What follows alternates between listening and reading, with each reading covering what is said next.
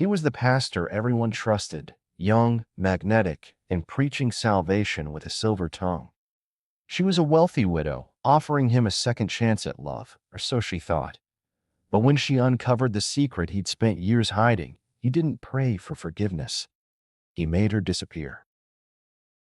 Welcome to True Crime's Altar, where every sin is punished, every betrayal has a cost, and every soul must answer to the truth. Like, comment, and subscribe, and tell us where you're watching from. The morning sun spilled over the hills of rural South Carolina, draping the wide-open fields in soft gold as the town of Briar Hill slowly came to life. On a sprawling estate nestled between cotton groves and pine trees, a wedding had just taken place, one whispered about from porch stoops to pulpit benches. Reverend Cedric Boone, a 29-year-old preacher with a commanding voice and captivating charm, had married Laverne DuPont, a 51-year-old widow known for her fortune, poise, and quiet generosity. Their union stirred gossip, no doubt, but few dared to question what God had seemingly joined together. Just 2 months after their vows were exchanged, Laverne's body was discovered in a shallow grave off a back road no one had used in years, her elegant frame cloaked in nothing but disturbed soil and silence. The preacher, once beloved and rising fast in the Southern gospel circuit, had vanished. His sermons about grace and redemption now gave way to headlines about deceit, betrayal, and murder. The question that haunted everyone: what could drive a man of God to such a horrific end? And what secret had Laverne uncovered that made her a target for death? Reverend Cedric Boone had been everything a small-town congregation dreamed of. Young, confident, well-dressed, and deeply articulate, he could make Scripture feel like poetry. Mothers brought their children to sit under his teaching. Elders nodded with approval at his reverence. Women in the choir smiled too long when he passed by. But what sealed the town's affection was Cedric's public devotion to his late mother, whose death he credited as the moment he turned fully to God. He made people believe he was destined for something bigger, and many were ready to follow him there. His marriage to Laverne DuPont, though, had raised more than a few eyebrows. Laverne was a woman of high regard, refined, commanding, with deep ties to the town's economy and local philanthropy. Her husband had died in a tragic car crash nearly 10 years earlier, leaving her the sole steward of a sprawling business legacy. She had rebuilt her life with quiet strength, pouring her energy and wealth into church causes and community programs. Cedric always preached that love knew no boundaries, but the 22-year age gap had folks whispering, why had a handsome, promising young preacher chosen a woman old enough to be his mother? The town speculated, but they kept their questions behind closed doors. In public, Cedric called Laverne his anchor, the woman who understood his calling like no one else ever had, the one who saw past his age and into his spirit. But behind the Scripture-laced compliments and picture-perfect Sundays, his motives were far more calculated. For Laverne, marrying Cedric seemed like the answer to years of quiet loneliness. He appeared at a time when she'd given up on love. His attentiveness was magnetic, serenading her in front of the congregation, planning candlelit dinners in the church rec hall, praying with her under stained glass windows. He promised her they would build a life rooted in faith and legacy. But Cedric wasn't looking for a companion. He was hunting for a way out of the shadows of his past. Beneath his gifted oratory and rehearsed humility, Cedric Boone was a man driven by ambition and hunger. Laverne's money was his ticket to permanence, a ministry of his own, land in his name, power under his pulpit. She wasn't his partner. She was his plan. For now, the illusion held. The town celebrated the wedding with casseroles and speeches. Church members delivered homemade pies and crisp dollar bills tucked in envelopes. Cedric kept the mask on tight, praying with the sick, hugging elders, showing up at town council meetings. But cracks were forming beneath the surface. Cracks Laverne had begun to notice. Before he was Reverend Boone, he was just Cedric, a troubled youth growing up under a stern and religious father in the lowlands of Beaufort County. His childhood was marked by rigidity, His father preached fire and brimstone from the kitchen table, while his mother tried, in hushed tones, to shield him from the weight of that righteous pressure. In his teens, Cedric learned to perform. He was obedient in public, reciting verses and nodding at sermons. But away from church, he found escape in the cities, drifting toward older friends who introduced him to risk and secrecy. There were flings, fights, even brushes with the law. But the deepest secret he carried was one his father would have considered blasphemous. Cedric was attracted to men. In a town where black masculinity and Southern conservatism collided, there was no room for that truth. He buried it, prayed it away, punished himself with devotion. Until one night, when a neighbor caught him in a compromising moment with another teenage boy. What followed was swift and vicious. His father threw him out. The other family left town. Cedric was left in shame and silence, burning with the need to reinvent himself. Years passed. He resurfaced as a man of faith, hardened, confident, charismatic. He preached from experience now, about mistakes and grace and transformation. He built a small following that clung to his every word. By 29, his congregation had tripled, but the double life hadn't stopped. Nearly every weekend, under the pretense of traveling to rural churches, Cedric would drive hours to meet Avery, a 35-year-old graphic designer he'd met years ago at an art exhibit in Charleston. Their relationship was real, intimate, and deliberately hidden. Cedric insisted on secrecy. Avery, skeptical but in love, went along with it, hoping Cedric would one day stop hiding. But Cedric had no intention of coming out. When he met Laverne, her wealth and status became his way forward. He proposed quickly, flattered her, praised her in sermons. It wasn't love. It was strategy, a calculated decision to erase his past and fund his future.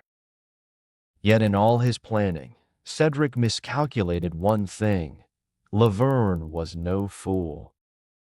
She had spent decades navigating power, grief, and predatory charm. She wanted to believe Cedric was different, that he loved her for more than her bank account. But his frequent absences, the locked phone, his avoidance of emotional closeness, all began to sting. She told herself he was just busy, just stressed. But her instincts told her otherwise. The moment that changed everything came one Sunday when Cedric left on another mission trip.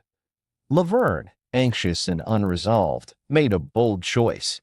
Instead of hiring a private investigator, she decided to follow him herself. It was a clear September morning when she trailed his sedan westbound on the interstate. She kept a safe distance as he exited toward a sleepy suburb outside of Columbia. She waited in a parked car across the street as he pulled into a modest townhouse. Then she saw him greet another man at the door. They embraced, not formally, not as friends. It was long, and then they kissed. For 2 whole minutes, Laverne sat frozen. Her heart thudded in her chest as the man she loved disappeared into another man's home. The lies unraveled in her mind all at once. She drove back to Briar Hill in silence, her world turned inside out. The betrayal wasn't just personal. It was a threat to her legacy, her safety, and her finances. Later that week, she searched his office and found confirmation. Unsigned legal documents that would have transferred much of her estate to Cedric, and investment paperwork tied to her assets. Everything she had built was a pawn in his game. And still, she didn't go to the police. She went to someone she trusted, the associate minister, Lionel Green, a man she'd mentored for years.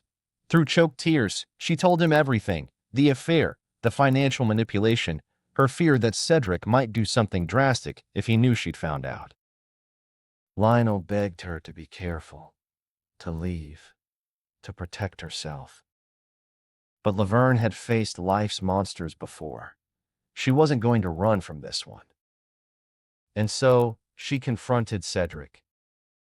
Some sins are committed not in passion, but in premeditated coldness, and those are the sins that damn the soul twice, once in the act, and again in the silence that follows. Cedric came home late that Thursday evening. His tie hung loose around his neck, and his eyes were tired, or pretending to be. Laverne was waiting for him in the sitting room, composed but resolute. She had gone over her words again and again, but when she finally spoke, her voice carried a tremble that betrayed the weight of the truth. "We need to talk," she said. Cedric paused, eyes narrowing just slightly before softening with that familiar, disarming smile. "Of course, sweetheart. What's on your mind?" She gripped the arm of her chair tightly, trying to anchor herself. "I followed you last weekend." His face didn't change, not at first. "I know about Avery," she continued. "I saw everything, and I went through your office.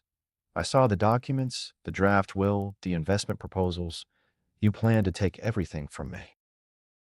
For a moment, Cedric's facade cracked. His jaw clenched.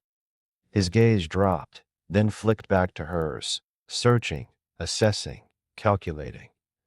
Laverne didn't flinch. Before he could speak, she added, "Don't try to lie. I also told Lionel. He knows everything. If anything happens to me, it won't stay quiet." Cedric's face darkened. The charm was gone. In its place was something colder, sharper. "You went digging where you shouldn't have," he said, his voice low and taut. "You have no idea what you've done. You're going to ruin everything." "No," Laverne snapped. "You ruined it. You used me, lied to me, tried to strip everything I worked for. And for what? So you could keep up a lie and build an empire on my name?" He began to pace, running his hand through his hair, muttering under his breath. "You don't understand. I've spent years trying to bury what I've been through. Years trying to build something that mattered. You don't get to tear that down." "This is building?" she said, rising from her seat. "Deceit? Manipulation? You wanted to erase your past, Cedric, so you tried to erase me too." The room was heavy with silence. Then she delivered the final blow. "I'm not letting this go. I want the truth, and I want you to leave." That was when something in him shifted. Not with noise, not with rage, but with a quiet, terrifying stillness. "You've left me no choice," he said, barely above a whisper. It is in the still moments, not the screams, where evil often makes its choice. And when it whispers, it doesn't ask for permission. It simply takes. He approached her slowly, holding out his hand. His voice changed, softened, manipulative once again. "We can fix this," he said. "Let's go somewhere. Just us. No phones. No pressure. Let's talk. Really talk. Please." Laverne hesitated. Every instinct told her to refuse, to get out, to call someone. But then that quiet pull, the love she had believed in, the need for closure, it clouded her better judgment. She agreed. They got in his car just after 10 p.m. The streets were quiet. Laverne sat stiffly in the passenger seat, her hands clasped tightly in her lap. Cedric drove in silence, headlights slicing through the darkness. "Where are we going?" she asked, voice cautious. "There's a spot out by Timberlake," he replied, eyes fixed on the road. "Quiet. Private. It'll help us think." She nodded but said nothing. The ride stretched out like a silent prayer, unanswered and unsettling. Nearly an hour later, they pulled into a deserted clearing by the water. The moonlight barely touched the earth beneath the trees. The air was cool, still. Not even the frogs sang. Cedric stepped out first and motioned for her to follow. She hesitated, then stepped out, pulling her shawl tightly around her. "Why here?" she asked, voice trembling. "Because," he said, gesturing toward a wooden bench near the shore, "this is where we can be honest." She sat slowly, leaving space between them. Cedric remained standing, the faintest tension pulsing in his voice. "You forced this," he said. "You couldn't leave it alone. couldn't just let it be. I had to know the truth, she replied. You made me believe in something sacred, and all along you were building a lie. His jaw clenched. He took a step closer. You were going to take it all away. Everything I built. Everything I suffered for. Laverne stood, her eyes glistening, but her voice clear. Then maybe you never deserved any of it. She turned to leave. That was when he lunged. Some betrayals are not spoken. They are enacted in silence, in darkness, in hands that should have held love but instead become instruments of death. If you're enjoying this story, kindly do us a favor and subscribe to our channel. It is free and won't cost anything, but it means the world to us. We're just a small channel trying to grow. Thank you, and back to the video. The struggle was swift and brutal. Laverne screamed, clawed, begged, but Cedric's strength, desperation, and rage overwhelmed her. His hands closed around her throat, pressing with a force that made time stop. She fought, oh, how she fought, but her limbs weakened. Her voice fell silent, and then she was still. Cedric collapsed beside her, gasping, drenched in sweat. Her lifeless body lay beneath the open sky, eyes wide, shawl slipping from her shoulders. For a moment, guilt rippled across his face, but it was quickly swallowed by resolve. Cold, calculated. He dragged her body back to the car, retrieved a shovel from the trunk, one he had packed earlier, and began digging. The soil was dry, the grave shallow. He buried her quickly, covering her with just enough dirt to hide the truth. It's done, he whispered. Then he drove away, unaware that he had left behind the first threads that would unravel everything. In the days that followed, Cedric played the grieving husband with practiced precision. On Sunday morning, he stood behind the pulpit at Jubilee Chapel, his eyes damp, his voice trembling just enough to pass for pain. My wife, my Laverne, hasn't come home, he said, gripping the edge of the lectern. I ask for your prayers. If anyone knows anything, please help bring her back to me. The congregation responded just as he'd hoped, with sympathy, with worry, with casseroles and warm embraces. A few members organized search groups. Flyers were posted. Prayers were lifted. But no one thought to question Cedric Boone, the man who had led their revivals and blessed their babies. He had wrapped his lies in scripture, and the town bowed their heads, blind to the truth. Yet behind the preacher's mask, Cedric was unraveling. Lionel Green had been quiet, but not idle. Since Laverne's confession, he had watched Cedric closely, noticing how his grief seemed polished, how his demeanor shifted only when the subject of Laverne lingered too long. Cedric was irritable, jumpy, controlling, and more than anything, he was afraid. So Lionel started keeping notes. He offered to help with the search efforts, used it as a reason to be near Cedric, to observe. When Cedric left the church unexpectedly, Lionel checked his office. He took photos. He asked quiet questions. And he wasn't the only one who suspected something was wrong. Laverne's younger sister, Camille, had never trusted Cedric. She had kept her concerns quiet for Laverne's sake. But when her sister vanished without a trace, no note, no call, no suitcase, her silence turned to fury. She would have told me, Camille told detectives. No matter how angry or heartbroken she was. She would never disappear without saying goodbye.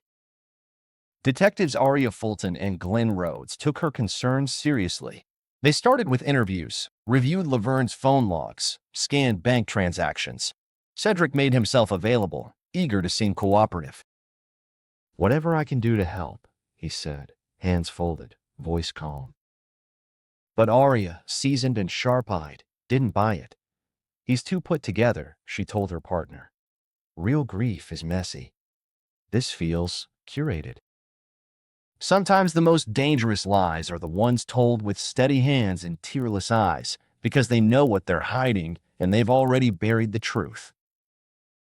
The investigation found its first breakthrough when Camille handed over one of Laverne's journals, a leather-bound book she had taken from her sister's home the night after she vanished. Inside were entries that detailed Laverne's suspicions, her account of following Cedric to Colombia, what she had seen between him and Avery, the discovery of the legal papers, and, most damning, her conversations with Lionel.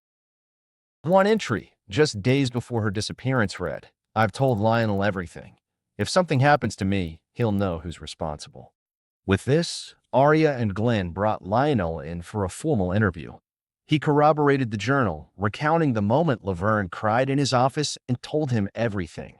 His testimony, combined with the journal, was enough to justify a warrant. They searched Cedric's car and property, and slowly the cracks widened. Inside the trunk of Cedric's sedan, forensic technicians found traces of soil, a very specific blend of sand and loam that matched a location near Timberlake, the same area where Cedric's phone GPS had pinged during the night Laverne went missing.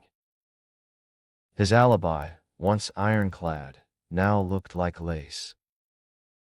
With search dogs and aerial mapping, the team canvassed Timberlake.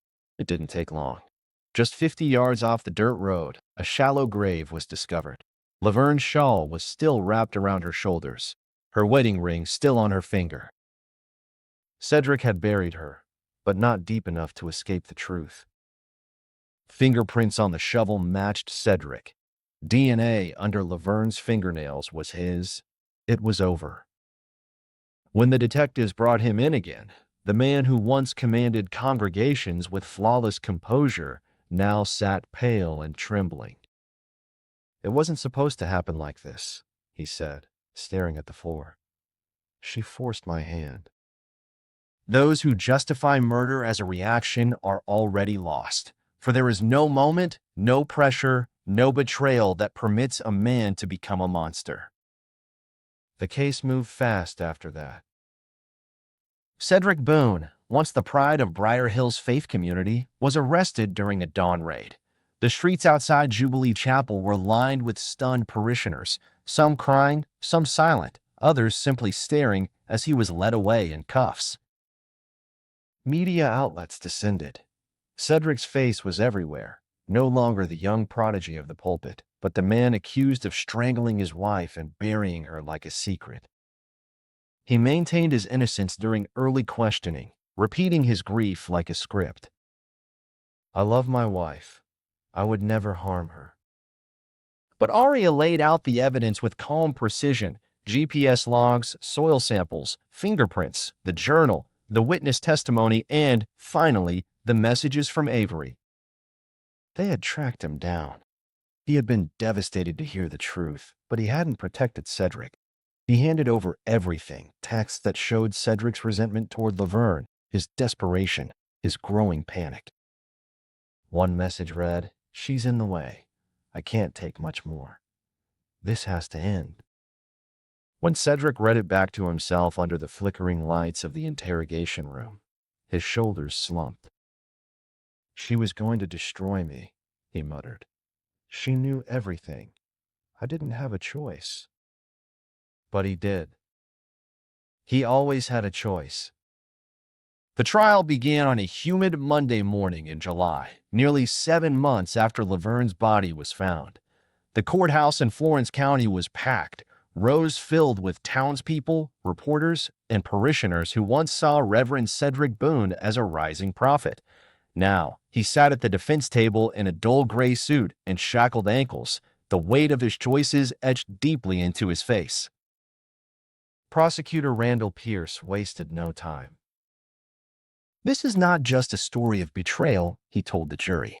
"This is a story of cold calculation. A man who wore the cloth, who called himself a shepherd, used trust as a weapon. He manipulated, deceived, and when confronted, he killed." Witness after witness painted the same portrait. Laverne's sister Camille testified about the calls that suddenly stopped, the uneaten meals, the silence that followed the wedding. Lionel Green took the stand next, voice steady, hands folded in front of him, and recounted the day Laverne told him everything. The court grew silent as he read aloud her final journal entry. I feared for my life, and now I fear for my legacy. I told Lionel everything. The most gripping testimony came from Avery. Nervous, shaken, but determined, he told the court how Cedric had kept him secret, promising a life together while building another one in public. He read aloud Cedric's texts, some filled with longing, others with frustration, and then, finally, with fatal resolve. She's ruining everything. It has to end. The defense tried to spin the story. Cedric, they argued, was a man pushed to the brink by years of emotional confusion, shame, and pressure. They portrayed Laverne's confrontation as a trigger and the murder as a moment of uncontrollable passion. But the prosecution showed otherwise, that Cedric had brought a shovel, selected a secluded gravesite in advance, and packed an alibi for his own redemption. The facts were too meticulous for impulse, too heavy with intent. The jury deliberated for just over 4 hours. They returned with one verdict: guilty of first-degree murder. Cedric Boone was sentenced to life in prison without the possibility of parole. No tears, no final statement. Just silence, the kind that doesn't bring peace, only reckoning. Ambition, when married to deceit, becomes a fire that consumes not only truth, but the very soul of the one who fans its flame. Cedric could have asked for help. He could have told the truth. Instead, he chose destruction. In the weeks that followed, Jubilee Chapel closed its doors for good. The stained glass windows were boarded. The choir robes gathered dust. Parishioners scattered, some to other churches, others to none at all. The pulpit that once echoed Cedric's sermons became nothing more than a stage of broken trust. Lionel Green, though shaken, stepped forward. He started a new ministry, this time grounded in honesty, humility, and deep accountability. Camille, heartbroken but resolute, established a foundation in Laverne's name to support widows and women in emotionally manipulative relationships. As for Laverne's legacy, it lived on not just in donations or community centers, but in the people she touched. Her strength, her dignity, her refusal to be silent in the face of betrayal. And for those watching this, there's a truth here that must be spoken. If you find yourself in a relationship clouded by secrets, deception, or fear, speak up. Go to someone you trust. Tell the truth. Love should never cost your safety, and silence should never be your only option. This has been True Crimes Alter, where every sin is punished, every betrayal has a cost, and every soul must answer to the truth. Let us know in the comments, what would you have done in Laverne's place? Do you think Cedric's sentence was justice served? Don't forget to like, subscribe, and share this story with someone who needs to hear it. Drop a comment and tell us where you're watching from. We read every one. Until next time, stay safe, stay watchful, and remember, evil often smiles first, but justice always speaks last.